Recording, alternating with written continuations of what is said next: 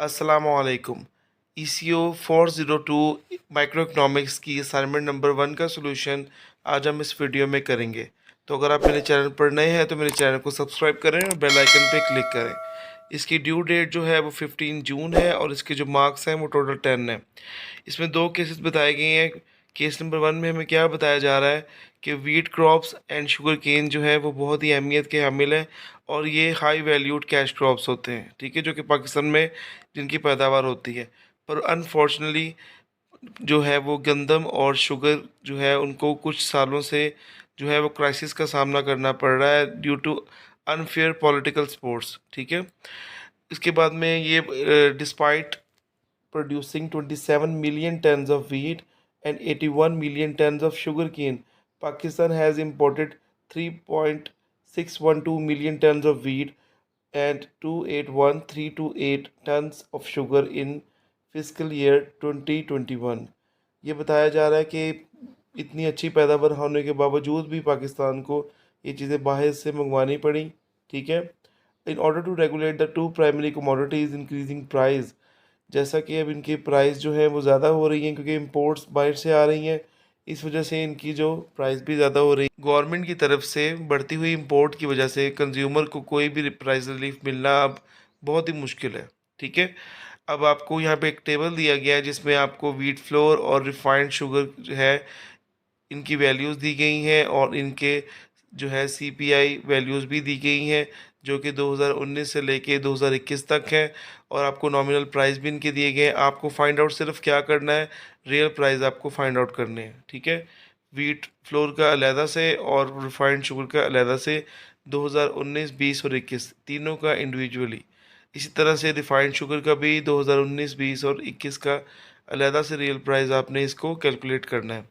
इसकी रिक्वायरमेंट भी में भी आपको यही बताया गया है कि जो टेबल बताया गया है पहले, इसका जो बेस ईयर है वो है 2019, ठीक है। अब हम चलते हैं क्वेश्चन नंबर 2 की तरफ। यहाँ पे रियल स्टेट सेक्टर के बारे में बताया गया है कि यहाँ पे इन्वेस्टर्स की जो तरफ से day by day tension create की हो रही है। तो जो रियल एस्टेट मार्केट है पाकिस्तान में, इसकी वर्थ जो है 1.45 से 2 ट्रिलियन डॉलर्स है, ठीक है। Pakistan real estate sector has significant potential to contribute the annual GDP growth. ये जी एनुअल जीडीपी ग्रोथ में भी बहुत ही इसकी अहमियत है और इसकी वजह से इसके जो वर्थ है वो 3.314 बिलियन डॉलर्स है। इसकी रीज़न क्या है कि ये प्राइस ऑफ प्रॉपर्टी जो है वो बढ़ गई है पिछले 2 दिहाइयों से, ठीक है। अब जो है इन्वेस्टर है वो फील करता है कि वो इन्वेस्टमेंट जो है वो सेफ़र है। रियल इस्टेट्स में क्या चीज़ें आती हैं, रेजिडेंशियल बिल्डिंग्स आती हैं, commercial, industrial and agriculture properties आती हैं। Housing services in Pakistan are widely run by different state enterprises such as Zameen.com, Grana, Star Marketing, Square 9, Sky One Real Estate and Builders, etc. Population growth is a major factor behind the increased demand of real estate.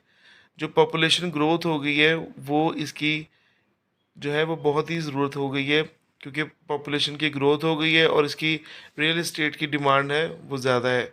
जितने ज़्यादा लोग होंगे उनको घरों की उतनी ही ज़्यादा ज़रूरत पड़ेगी। The quantity demanded and quantity supplied of residential property at different prices is given below. यहाँ पे आपको एक टेबल दिया गया है जिसमें आपको पहले प्राइस दी गई है वो 1000 में है, ठीक है। 15,000 होगा, 25,000, 35,000 एंड 45। इसकी आगे जो है वो क्वांटिटी डिमांडेड जो लिखी गई है वो भी आपको 30, 25, 20, 15 है और क्वांटिटी सप्लाइड जो है ये स्क्वायर यार्ड दोनों इसमें है ये वैल्यूज़, ये भी 10, 15, 20, 25 है। अब रिक्वायरमेंट क्या है हमारी कि using the above given table आपने ए में क्या कैलकुलेट करना है, ये बताना है कि कौन सी प्राइस में रियल एस्टेट की मार्केट की जो रेजिडेंशियल लैंड है वो इक्विलिब्रियम में होगी, ठीक है। और बी में आपने ये बताना है कि कैलकुलेट हमने करनी है price elasticity of demand of residential property when price of land is 25,000, ठीक है। यहाँ पे आपने किस चीज़ की वैल्यू कहाँ पे फाइंड करनी है, ये वाली 25 वाली, यहाँ पे आपने इसकी वैल्यू को फाइंड आउट करना है। चलते हैं इसके सोल्यूशन की तरफ। CO 402 की असाइनमेंट का सोल्यूशन हम करने जा रहे हैं। आपने इसको कॉपी पेस्ट बिल्कुल नहीं करना, आपने कैलकुलेशंस खुद से करनी है और आपने अपने हैंडआउट्स के लेक्चर नंबर 3 एंड 5 को थॉरली पढ़ना है। ठीक है, चलते हैं इसके सोल्यूशन की तरफ। मैंने इस टेबल को ही सॉल्व कर दिया है और यहाँ पे रियल प्राइस जो है वो मैंने इसकी कैलकुलेट कर दी है। ठीक है, तो मैंने आपको सिर्फ इसका जो फॉर्मूला है वो क्या है, फॉर्मूला फॉर रियल प्राइस होता है कि CPI consumer price index base year divided by consumer price index current year multiply by nominal prices. ठीक है, तो कैसे, मैंने सिर्फ एक की कैलकुलेशन आपको करके दी है, बाकी आपने खुद से करनी है। यहाँ पे जो है हमारा CPI क्या था, CPI बेस ईयर हमने 2019 का रखना है, तो वो हमारा क्या होगा इसमें, वो हमारा होगा 154.41। ठीक है, और 2019 का ही जो है करंट ईयर का क्या CPI होगा, वो भी सेम ही होगा, और इसको मल्टीप्लाई किससे करना है, नॉमिनल प्राइस से। इसी तरह से आपने दूसरे ईयर्स के उनमें जो है ऊपर क्या आएगा, 154.41 ही आएगा बेस ईयर में। ठीक है, और पर नीचे इसके जो क्या आएगा करंट ईयर में, वहाँ पे आएगा 141.04। और इसी तरह से 2021 का भी आपने ऐसे ही कैलकुलेशन करनी है। तो यहाँ पे पहले आपने कैलकुलेशन करनी है वीट की तीनों सालों की, और इस तरह से रिफाइंड शुगर के भी आपने इसी फॉर्मूले को यूज़ करते हुए आपने इसकी कैलकुलेशंस करनी है। ठीक है, और ये आंसर आएंगे, इससे मैच करके आप देख सकते हैं कि आपके आंसर सही आ रहे हैं या नहीं। क्वेश्चन नंबर 2 में क्या बताया गया कि आपको एक टेबल दिया गया है जिसमें आपने ये बताना है पार्ट ए में कि ऐसा कौन सी प्राइस है जिसमें इक्विलिब्रियम में जो है वो जिसमें पाया जा रहा है। तो देखें, क्वांटिटी सप्लाइड जब क्वांटिटी डिमांड के इक्वल होगी तो इस कंडीशन को हम कहते हैं इक्विलिब्रियम, और जिस प्राइस पे ये इक्वल होगी उसे इक्विलिब्रियम प्राइस कहेंगे।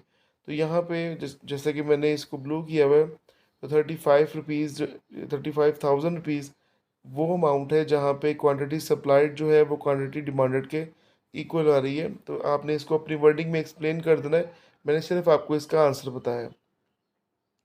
क्वेश्चन नंबर 2 के बी पार्ट में हमें क्या फाइंड आउट करना है कि प्राइस इलास्टिसिटी ऑफ डिमांड। जैसा कि इसके फॉर्मूले से ही जाहिर है कि EP या price elasticity of demand is equal to percentage change in quantity demanded over percentage change in price. तो इसको हम ऐसे भी लिख सकते हैं जैसा कि मैंने यहाँ पे शो किया हुआ है आपको, percentage change in quantity delta Q over Q divided by delta P over P। तो इसको अगर सिंप्लीफाई किया जाए तो P over Q multiply by delta Q over delta P। ठीक है, तो यहाँ पे आपको इनकी वैल्यूज़ को आप पुट करें, इसकी वैल्यू -5 क्यों आएगी, वो इस वजह से आएगी कि इस फॉर्मूले में आप देखें कि 25,000 रुपीज़ को हमने इसकी जो है प्राइस इलास्टिसिटी हमने फाइंड आउट करनी है। 25 जो है अगर इसे 30 में से निकालें तो -5 आएगा।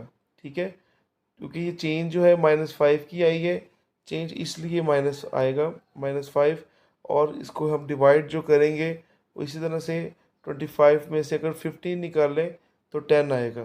ठीक है, यहाँ पे अक्सर स्टूडेंट्स ये क्वेश्चन करेंगे, इसलिए मैं एक्सप्लेन कर रहा हूँ कि जो हमारा डेल्टा Q है वो क्या है कि -5 इसमें डेल्टा Q में आएगा और डेल्टा P में हमारा आएगा 10, क्योंकि 25 माइनस 15 इज इक्वल टू 10 एंड 25 माइनस 30 इज इक्वल टू -5, जो कि मैंने यहाँ पे आपको शो किया हुआ है। और जो P ओवर Q, P की वैल्यू भी 25 ही है, देखिए 25 P की वैल्यू है और जो Q की वैल्यू भी 25 है, इसी वजह से ये सेम आई है। इसकी कैलकुलेशन आप करेंगे तो यहाँ पे -5 आपका आंसर आएगा। यहाँ पे थोड़ा सी आपने इलस्ट्रेशन लिखनी है, वो क्या कि price elasticity of demand is always negative due to inverse relationship between P and Q। एक चीज़ बढ़ती है तो दूसरी कम हो जाती है। ठीक है, अगर यहाँ पे एक और कैलकुलेशन बताई गई है कि अगर जो प्राइस इलास्टिसिटी ऑफ डिमांड अगर एक से कम हो तो प्राइस जो है वो इनइलास्टिक होगी, और अगर एक से ज़्यादा हो तो वो प्राइस इलास्टिक होगी। जैसा कि हमने कैलकुलेशन की है तो वो जो वैल्यू है वो -0.5 आ रही है, तो इसलिए हमारा जो आंसर होगा क्वांटिटी डिमांडेड वो होगी हमारी वो प्राइस इन इलास्टिक होगी। होपफुली आपको इसकी समझ आई होगी।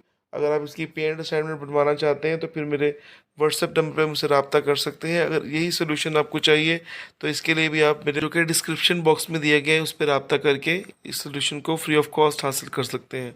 उम्मीद है आपको इसकी समझ आई होगी। आपने इसकी कैलकुलेशंस को एक मरतबा से खुद चेक ज़रूर करना है। Hope for the best. अल्लाह हाफिज़।